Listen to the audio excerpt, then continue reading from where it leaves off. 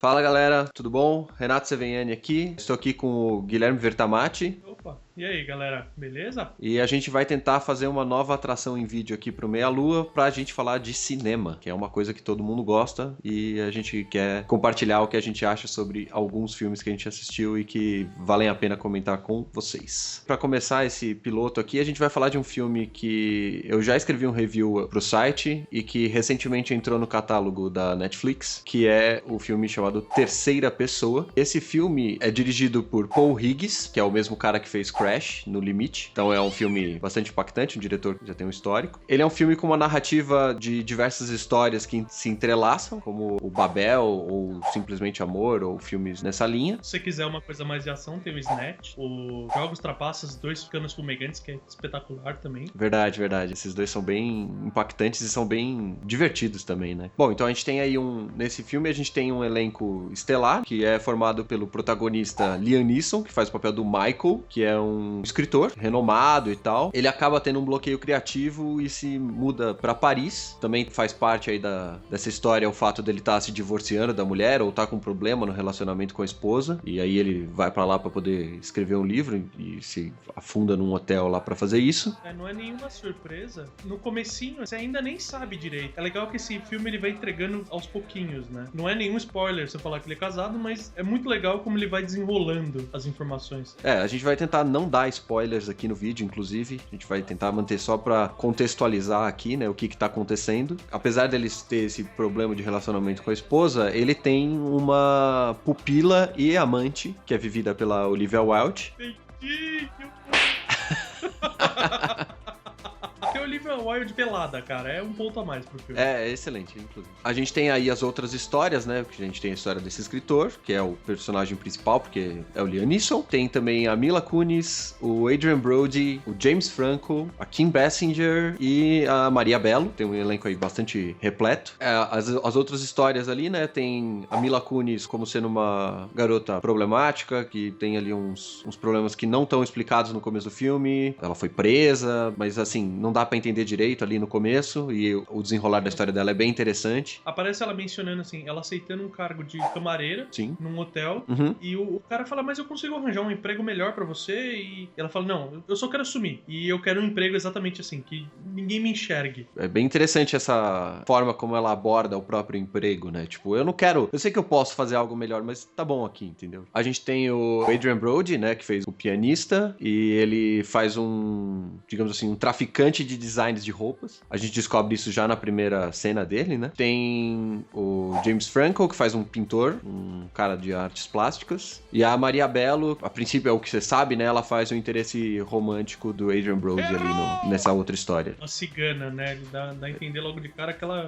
é uma cigana. Exato, exato. Isso é uma coisa que você foi falando. A primeira coisa que me marcou nesse filme, assim, logo de cara, foi o fato de, tipo, tem um representante em cada história, basicamente de um tipo de artista. Que você tem um escritor, você tem um pintor, tem um cara que, tudo bem, ele rouba designs de roupa, mas é um designer. A mina que faz uma camareira, você não sabe a história dela, mas ela brinca logo no começo, tipo, na verdade eu sou uma artista de cinema, que a outra camareira pergunta, né, o que ela tá fazendo. Não, eu sou uma artista de cinema, tô estudando um papel aqui. Ele acaba, cada ponto ele joga com uma profissão artística diferente. Sim, né? verdade, verdade. Ele tem essa brincadeira, né? E aí essas histórias vão se desenrolando. A gente não vai entrar nos méritos do que acontece em cada uma dessas histórias, Sim. porque o interessante é você ver como elas desenrolam no filme, como elas vão se juntando, obviamente, né? E levando pro final, né? Pro grande momento do filme, que é o final. É o que faz o filme ser algo mais do que simplesmente histórias de pessoas que se juntam. E o mais legal é que entrelaça, mas é uma coisa que aparece até na sinopse do Netflix, por exemplo, que você sabe, então, pela sinopse, logo de cara, que um foco é Paris, que é onde tá o escritor, outro é Nova York e outro é Roma. Na sinopse ele fala que são histórias que se entrelaçam, mas tipo, mano, é bizarro como entrelaça, sabe? É uma coisa muito legal de se ver. Como que você consegue amarrar 3 histórias que estão em países diferentes, sabe? Mas é a mesma coisa que acontece no Babel, né? Que eles estão também em países diferentes, estão no Japão, no Oriente Médio, no México, então tem essa semelhança aí também, inclusive nesse ponto, né? Bom, eu quero começar falando assim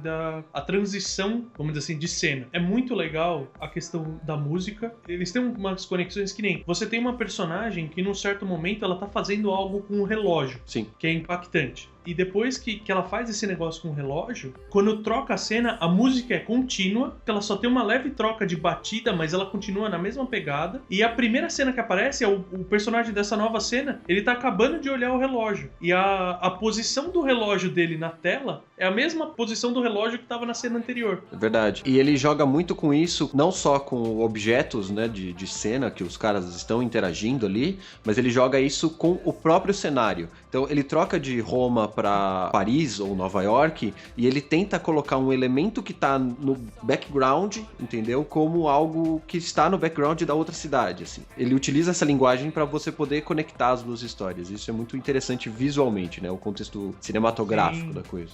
Uma coisa é você tá em Nova York, então você tem aquela avenidona e de repente troca pra Roma, numa ruela de Roma, só que a posição da câmera e tal faz com que a largura da ruela visualmente seja a mesma da avenida de Nova York. Então ele dá essa troca e você fala, tipo, parece contínuo, né? Então, você mencionou a música, o interessante também é que o filme começa mais lento. Então a trilha sonora também começa mais lenta. Você vê o crescimento da música e ela vai dando um clima diferente, como se você estivesse vendo filmes de estilos diferentes em momentos desse longa-metragem, sabe? Você vai mudando o estilo do filme. E isso é muito interessante também. Como que essa música vai acompanhando a linha da história, né? E mudando um pouquinho, né, a montagem do filme é bastante importante pro jeito como a história é contada e para o final da história. Então, os cortes, a edição do filme, toda a transição que eles fazem é pensando na amarração da história e no início do filme a desconexão delas, né? Então, tipo, você tem cortes muito mais secos no começo e cortes muito mais fluidos no final. Você vai chegando no final, eles vai trocando de personagem basicamente de maneira contínua mesmo. Ele vai, tipo, mostra um pouco de um do outro. Você falou de cortes mais secos. No começo você tem cenas mais extensas de cada um. E nem, você tem uma cena grande inicial do escritor, uma cena grande inicial do pintor. No fim são cenas bem... Como as histórias já estão basicamente entrelaçadas, ele vai mostrando cenas muito menores de cada um. E ele usa uma ideia no final de plano sequência falso, né? Ele junta uma cena na outra de uma forma muito absurda, assim. Porque o Liam Neeson tá num hotel e a Mila Kunis é uma camareira. Tipo, quando o Liam Neeson sai, a Mila Kunis entra, sabe? Como se fosse no mesmo lugar, porque ele tá mostrando que as histórias estão amarradas. Sim. Assim. E a única coisa que entrega que não é o mesmo lugar é iluminação também, né? Você tem um jogo de iluminação, você vê pela luz que tá vindo de fora, por exemplo, né? Se tá mais cedo ou mais tarde no dia, sabe? Sim, verdade. Esse tom de coloração ajuda também a identificar de qual personagem, né, que tá falando. Sim, verdade. Cena. Bom, falando um pouco mais da história, né, do filme, sem falar da história, porque se a gente falar da história a gente dá spoiler, o roteiro, ele usa basicamente a história do Liam Neeson como a principal, porque ele começa por ela, né? Pra mim ela não é a mais emotiva, ela não é a mais impactante, eu acho, talvez. A mais impactante eu acho que é da Mila Kunis, porque ela tá mais desesperada. Tem uma cena que eu gosto muito, que tem uma personagem sendo arrastada,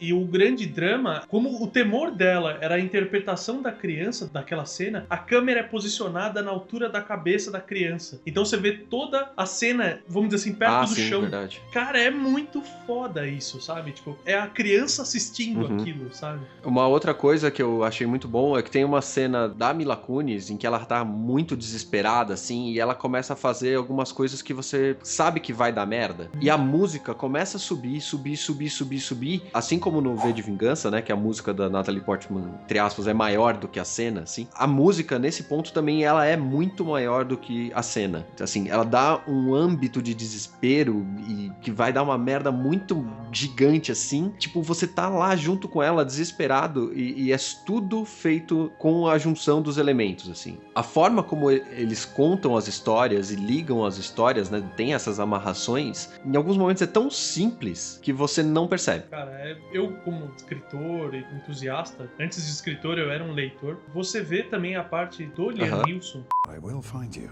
Ele é extremamente versátil, né, cara? Você pega um filme tipo Taken, que ele é o super policial foda, ou até o Qui-Gon Jinn, que é um cara super sábio, e vai pra esse personagem que ele é um escritor socialmente extremamente imaturo. Eu acho muito fantástico isso, porque quando você tá envolvido com uma história, ela acaba permeando o que você sente enquanto você escreve. Ali, isso também transparece. O Liam Neeson And I will kill you. atuando, você consegue ver o quanto que aquilo que tá acontecendo fora influencia no que ele tá escrevendo e o quanto que ele desenvolve na escrita influencia no Sim. que ele vai fazer depois. É um personagem que ele se completa e ele ganha, apesar da parte da Mila Kunis ser a mais emocional, vamos dizer assim, por causa do grau de desespero que ela tá, o personagem do Liam Neeson me parece o mais Sim. profundo no final, exatamente porque tem essas coisas que mostram o que acontece, aí mostra um trecho que ele escreveu, aí mostra ele, tipo, escrevendo uma outra coisa, depois apagando, voltando atrás. Sim, é e fantástico. ele usa... Logo no comecinho ali, tem uma cena na qual ele atende o telefone e ele fala uma frase. E aí ele já, como escritor, né, que pega coisas do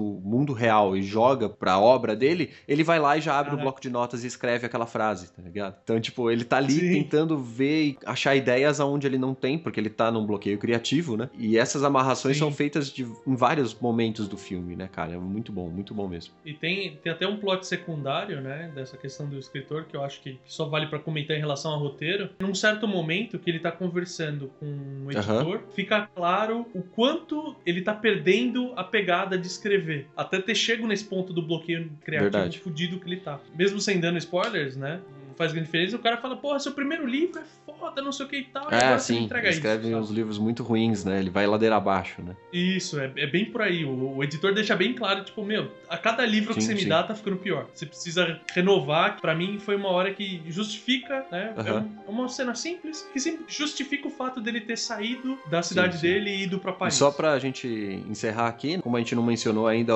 a linha de história do Adrian Brody ali, né? Ele faz esse cara que tá em Roma e ele vai pra um bar e ele encontra a personagem da Maria Bello, né? Que é uma cigana. E ele acaba... Literalmente, ele acaba ficando curioso pela história dela, porque ela não fala nada e ela não dá brechas pra ele conseguir puxar papo, nem nada do tipo. Que nervoso, cara. Como essa mulher não fala, me irritava, sabe? Tipo, caralho, mulher, responde ele. O cara tá de boa ali. Mas não é só a questão da história que eu fiquei curiosa. Me deixa que porra, caralho, mulher. Porque ela entra com um belíssimo decote e a câmera centraliza no decote, tipo, ele tá vendo isso.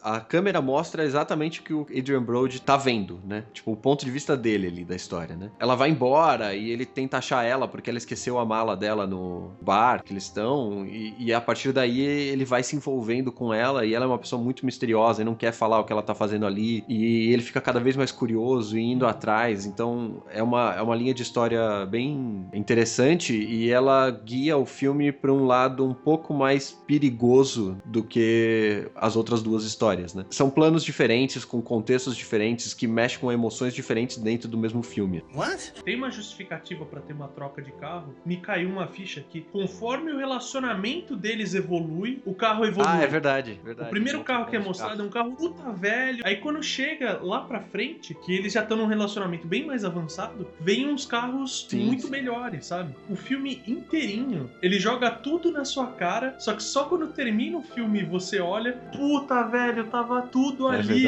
e eu não tinha percebido. E esse é o maior mérito do filme, porque ele te mostra tudo o que você precisa ver pra você sacar a história no começo. Mesmo assim você não pega, e aí você chega no final e você fica de boca aberta, porque o filme é incrível, assim, muito bom.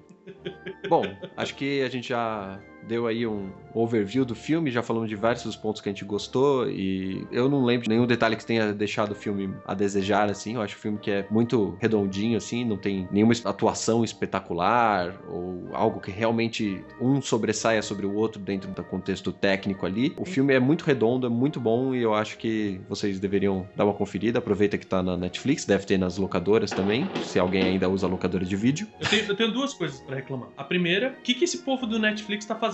Porque esse filme, até você pegar o IMDb, ele tem nota 7. Se você pegar no Netflix, ele tem 2 estrelas, velho. 2. Com alguma expectativa errada ou não entenderam o filme, cara. É o único jeito de estar ali. Mas eu fui olhar ontem à noite e ele já tava com 2,5 estrelas. Já melhorou. E a segunda coisa que eu tenho pra reclamar, a cena que aparece a Olivia em pelo dura devia ter uns 10 minutos só delas. Acho justo. Pausa o frame e fica lá olhando. Bom, então é isso, pessoal. E até o próximo vídeo. Aproveitem e dê um subscribe no nosso canal, um like e deve ter o link pra alguma coisa que a gente achar divertida e relevante desse vídeo no post do YouTube. Até a próxima. Deixem seus comentários e até mais.